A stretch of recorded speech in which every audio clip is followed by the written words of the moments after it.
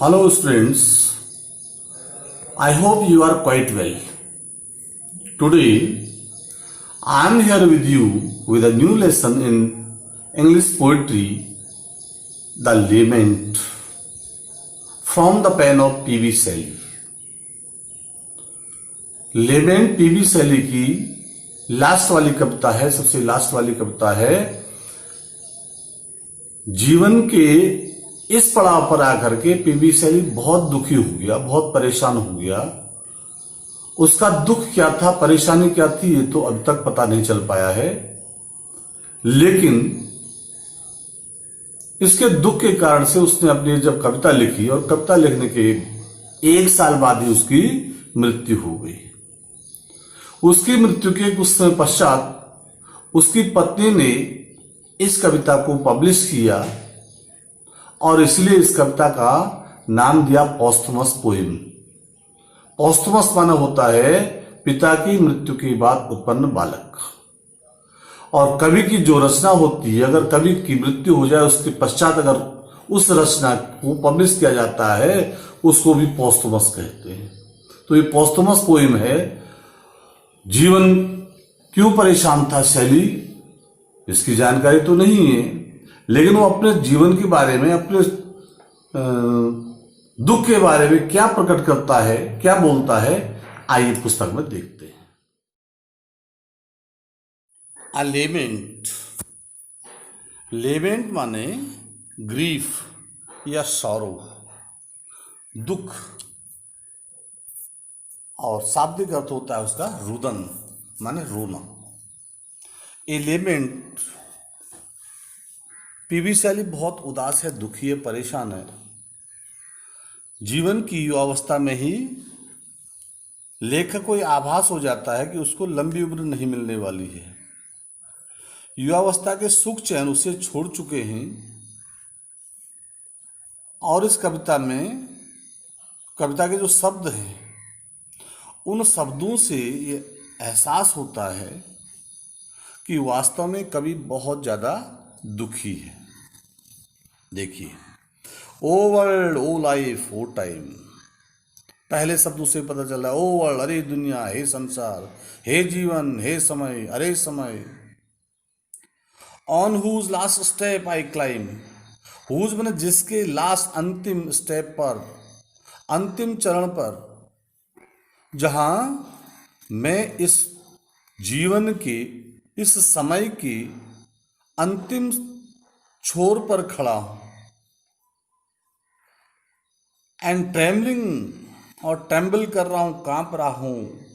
Eight that where I had stood before, that में उस बात से, उस बात को जान करके जहां मैं पहले खड़ा था। माने अपनी जो युवावस्था थी, उस युवावस्था को लगभग वो त्यागने वाला है।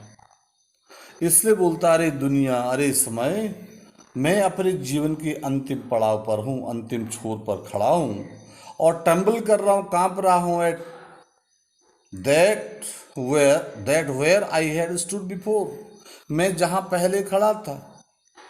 When will return the glory of your prime, और फिर ये संदेश दे रहा है लोगों को, अगर ऐसी स्थिति किसी की होती है तो व्हेन विल रिटर्न, कब लौटेगा, क्या लौटेगा? ग्लोरी, ग्लोरी मीन्स यश, वैभव, कीर्ति, ऑफ योर प्राइम, तुम्हारे प्राइम की, तुम्हारे प्रसन्नता की। प्राइम मीन्स युवावस्था, तुम्हारी युवावस्था का वैभव कब लौटेगा? जो तुम युवावस्था में अपने सुख चैन को जीते हो, वह सुख चैन, वह वैभव, वह पराक्रम, वह संतोष, वह सुख अब तुम्हें कब मिलेगा? नो मोर, बोलता नहीं, कभी नहीं मिलेगा। ओ नेवर मोर, नेवर मोर, कभी नहीं मिलने वाला है।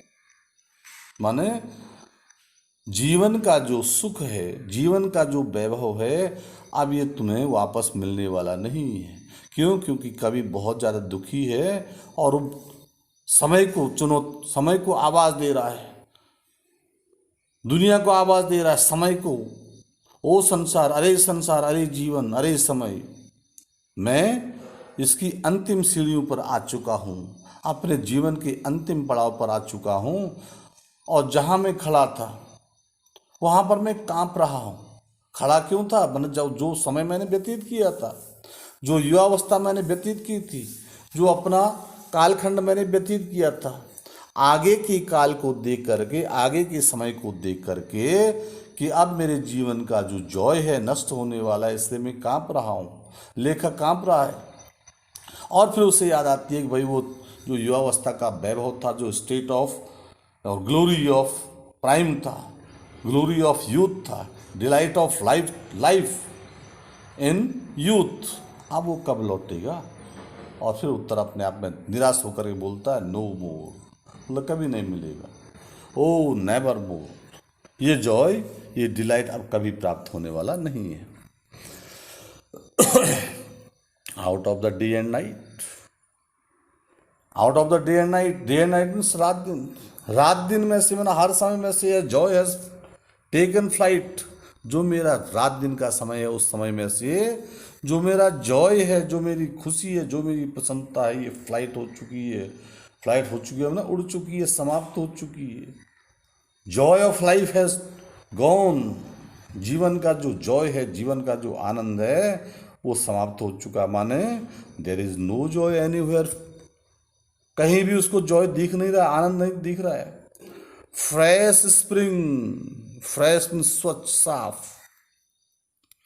स्प्रिंग बसंत ऋतु, समर ग्रीष्म ऋतु, और विंटर आवर, विंटर, विंटर में जाड़ों के समय का, आवर, आवर मीन्स फ्रॉस्ट, और फ्रॉस्ट माने धुंध। तो ये सब क्या है?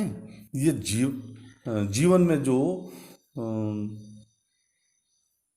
वर्ष भर के जो ऋतुएं हैं, वर्ष भर के जो मौसम है, कभी सुख है, कभी दुख है, कभी स्प्रिंग है, कभी बसंत है, कभी फ्रॉस्ट है, कभी विंटर है।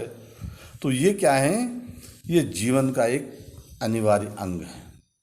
तो बोलता दिन रात में से निकल करके, मतलब हर समय से निकल कर एक खुशी उड़कर जा चुकी है, खुशी समाप्त हो चुकी है, खुशी फ्लाइट हो चुकी है, और नई बसंत ऋतु, ग्रीष्म ऋतु और बर्फीली ऋतु, शीत ऋतु, ये सब क्या है? ये मुझे बार बार याद आ रहे हैं। बट विद डिलाइट, डिलाइट में प्रसन्नता के साथ, खुशी के साथ। ध्यान में आ रहा है कि मेरे पिछली बार ऐसा हुआ था, गर्मी में ऐसा था, जाड़ों में ऐसा था, और उनको याद करके क्या हो रहा है? उसका हृदय दुर्बल हो रहा है, वह दुखी हो रहा है,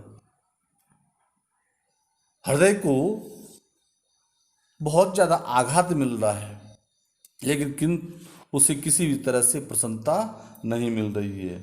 but with delight no more, oh never more. और फिर वो याद करता है, बोलता क्या?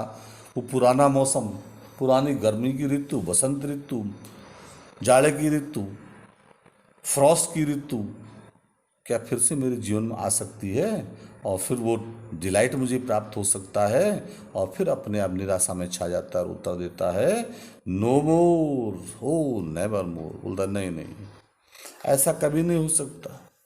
मेरे जीवन में अब खुशियां नहीं आ सकती, अब प्रसन्नता नहीं आ सकती है। माने the poet feels that he will never again get back the lost joy of his youthfulness, his primeness, his young age। उसके बचपन का जो जॉय है, जो उसकी खुशी है, वो उसे कभी भी प्राप्त होने वाली नहीं है। ठीक, इट विल नेवर